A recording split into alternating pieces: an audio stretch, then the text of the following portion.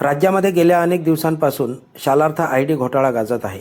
त्याचप्रमाणे राज्यातील विविध शैक्षणिक संस्थांमध्ये बेकायदेशीररित्या भरती प्रकरण असेल किंवा कर्मचाऱ्यांकडून पैसे उकळण्याचा प्रकार असेल, यासारख्या अनेक बाबी या गाजत असताना मुक्ताईनगर तालुक्यातील करकी येथील राधा गोविंद ज्ञानोदय विद्यालयामध्ये सुद्धा संस्था चालकांच्या एका गटाने बेकायदेशीररित्या खोटे शिक्के, सह्या यांचा वापर करून, बनावट सह्या, शिक्के वापर करून वेगवेगळ्या प्रकारे आपली मनमानी चालवली आहे.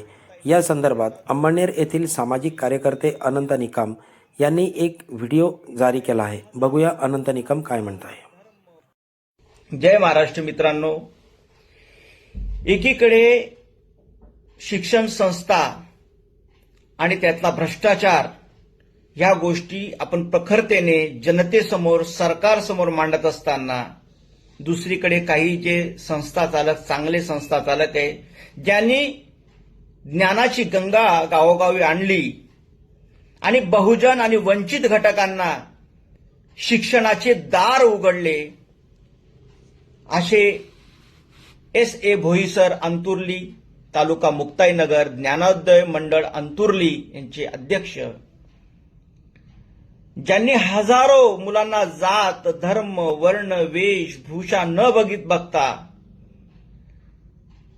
श्रीकृष्णातल्या गीतेप्रमाणे जो अध्याय आहे, कर्मण्येवा विकारस्ते मा फलेषु कदाचनम, कुठली फळाची इच्छा न करता निस्वार्थ भावनेने गोरगरीब हजारो पोरांना नोकरी दिली या संस्थांमध्ये आणि त्यांच्या कुटुंबाला चालवण्यासाठी त्यांचा चुला हात चालूच ठेवला. पण नियतीला काही गोष्टी मंजूर नसतात. कलियुग आहे आणि त्याच पद्धतीने अहिंसावादी महात्मा गांधीजींच्या विचारांवर चालणारे व्यक्ती, दया, क्षमा आणि शांती या मार्गावर चालणाऱ्या S.M. भोईसरांच्या पाठीत खंजीर खुपसला गेला. पुंडलिक सखाराम धायले संस्था उपाध्यक्ष त्यांनी केला होता आणि त्याच उपाध्यक्षाने त्यांच्या RGD विद्यालय करकी येथील अपात्र मुख्याध्यापक मुलगा मधुकर पुंडलिक धायले या दोघांनी, म्हणजे हे बाप आणि बेटे, या दोघांनी बनावट प्रस्ताव तयार करून शिक्षण अधिकारी जळगाव यांचे बरेचसे प्रस्तावाची बेकायदा मान्यता मिळवून घेतली आहे. आणि पुंडलिक धायले उपाध्यक्ष असताना अध्यक्षांच्या बनावट सह्या, शिक्के तयार करून शासनाला दिशाभूल करून शासनाच्या तिजोरीची लयलूट करण्यात आली, अशी तक्रार श्री S.M. भोईसर यांनी केलेली आहे. 90 वर्षाच्या वयोवृद्धाला ह्या वयात ह्या गोष्टी बघाव्या लागत आहेत. त्यांच्या मनाला किती दुःख वेदना होत असतील हे आपण देखील जाणू शकतो. विशेष म्हणजे त्यांचा मुलगा, धायलेंचा मुलगा उपशिक्षक श्री मधुकर पुंडलिक धायले यांनी ह्या S.M. भोईसरांनी एक उपकार केला की त्याला 1991 येथे शिपाई करकी शाळा येथे मान्यता देऊन रुजू केला.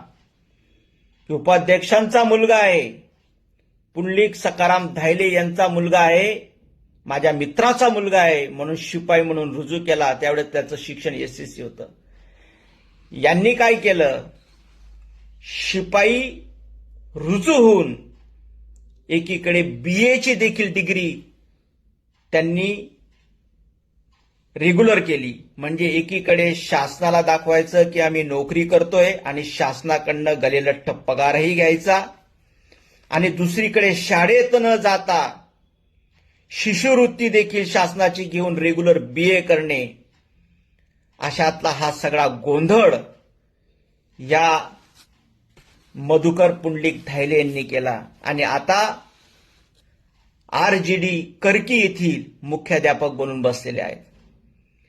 विशेष म्हणजे यांनी डायरेक्टर बॉडी देखील बदलण्याचा खूप मोठा प्रयत्न केला होता, खोट्या सह्या, बनावट अनुमोदक आणि सूचक यांच्या माध्यमातून. पण तो प्रकार S.M. भोईसर आणि त्यांचा मुलगा यांनी हाणून पाडला. विशेष म्हणजे त्यांना वारंवार नोटिसा सुद्धा देण्यात आल्या, पण नोटिसांचे उत्तर हे लोक उडवाउडवीचे देतात आणि वेळ काढूपणा करत आहेत, जेणेकरून 90 वर्षाच्या वयोवृद्धाला कुठेतरी त्रास होऊन ते आपली जीवन यात्रा संपवतील आणि हा सगळं कारभार आमच्या हातात येऊन आपण शासन आणि प्रशासनातील भ्रष्ट अधिकारी, भ्रष्ट नेते यांना हाताशी घेऊन हा सर्व कारभारचा बोकडकाला करून खाऊ, यातला हा प्रकार चालू आहे. विशेष म्हणजे सहाय्यक आयुक्त मागासवर्ग यांना, पोलीस निरीक्षक यांना देखील, मुक्ताईनगर यांना देखील एस ए भोईसर यांनी तक्रार करून देखील अद्याप देखील गेंड्याच्या कातडीचे असलेले अधिकारी या बेकायदा प्रकारावर बोलायला तयार नाहीत, कुठली ऍक्शन घ्यायला तयार नाहीत. म्हणजे आंधळं दडतं आणि कुत्रं पीठ खातं यातला प्रकार या ज्ञानोदय मंडळ अंतुर्ली, तालुका मुक्ताईनगर, जिल्हा जळगाव येथे सुरू झालेला आहे.